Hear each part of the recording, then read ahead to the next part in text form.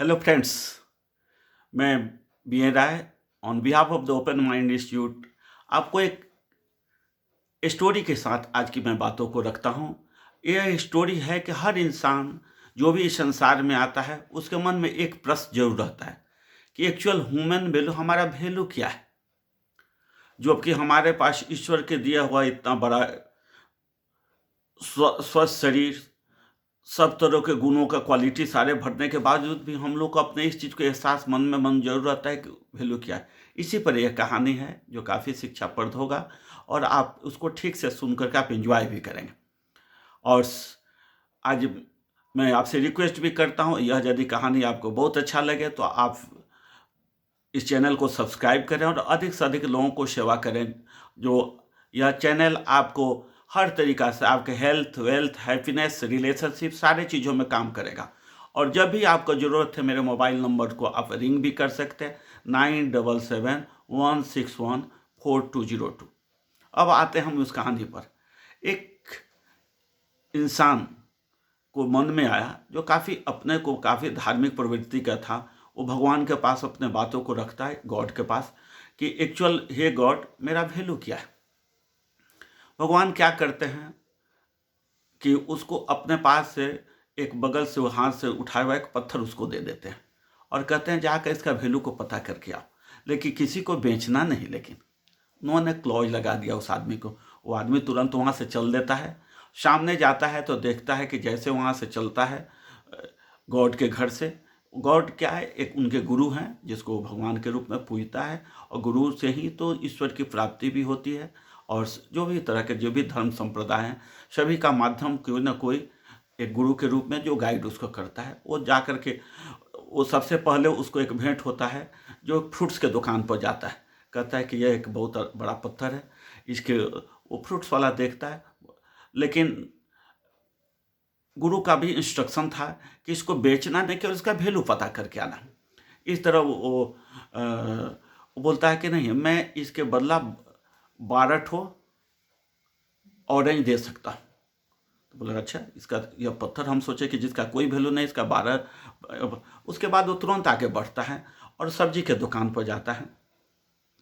वो सब्जी वाला देखता है तो बहुत अच्छा पत्थर देखकर उसका भी मन खुश हो जाता है और कहता है कि नहीं, इसको मैं एक टोकरी में आलू भरा हुआ, मैं पूरा टोकरी का आलू दे सकता हूँ।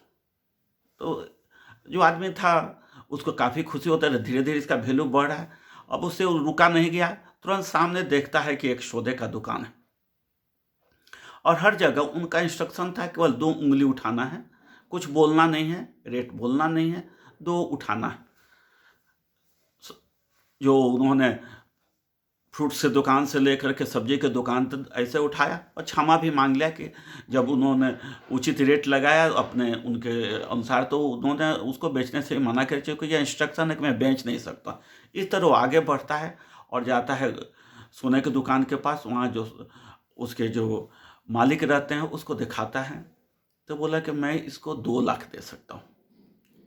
लेकिन बोला कि नहीं, मुझे बेचना नहीं। ऐसे वो 2 उंगली दिखाता है। तो बोला कि इसका मतलब ज़्यादा चाहिए तो मैं 2 करोड़ दे दूंगा। बोला कितना दाम, अभी 2 लाख 2 करोड़ पर आ गया हो।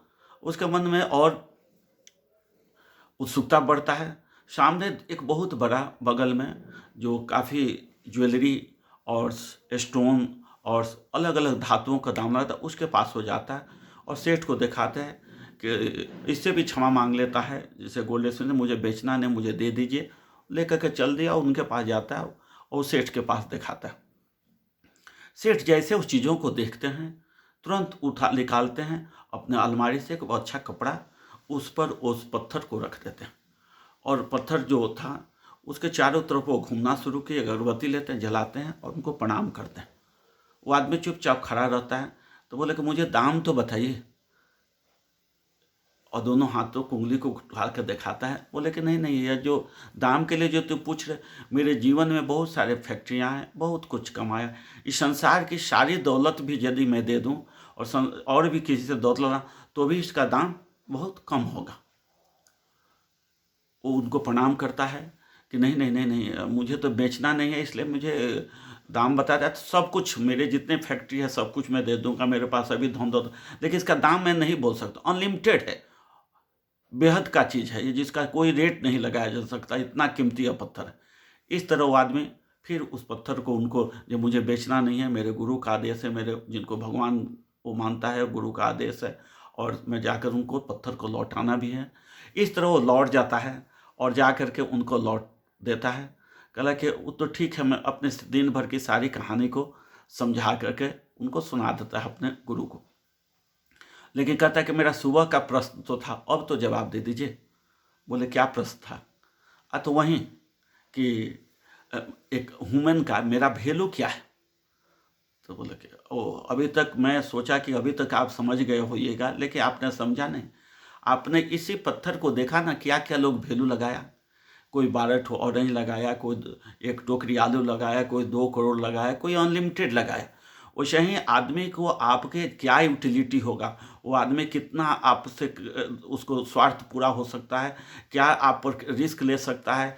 और हर आदमी को ईश्वर के कभी ना कभी ऐसा अपॉर्चुनिटी दिया है जहाँ उसको बहुत अनलिमिटेड वैल्यू है, उसका वैल्यू का अंदाज लगाया नहीं जा सकता है, क्योंकि यह हर आदमी की अपॉर्चुनिटी के साथ साथ उसकी क्वालिटी, बहुत सारे क्वालिटी हैं। केवल अपने क्वालिटी को ग्रो आदमी नहीं करता, छिपा कर रखता है, जिससे जैसे जैसे आप ग्रो करेंगे तो आपको लोग भी वैसे ही आपको वैल्यू भी देंगे, आपको रिकॉग्नाइज भी करेंगे। यही आपका वैल्यू है। आपका वैल्यू डिपेंड करता है कि अगला कितना नॉलेजेबल है, आपको कितना उसके पास यूटिलिटी कितना है, कितना वो आपके लिए रिस्क ले सकता है, कितना आपको यूटिलाइज कर सकता है। तो आप अपने स्किल्ड को बढ़ाते चलिए, अपने ग्रोथ को करते चलिए, और इस चैनल को सब्सक्राइब करते चलिए, जिससे मैं पर डे एक अच्छा स्टोरी के साथ बहुत सारे मोटिवेशनल बातें आपके साथ शेयर करूँ। Thank you a lot.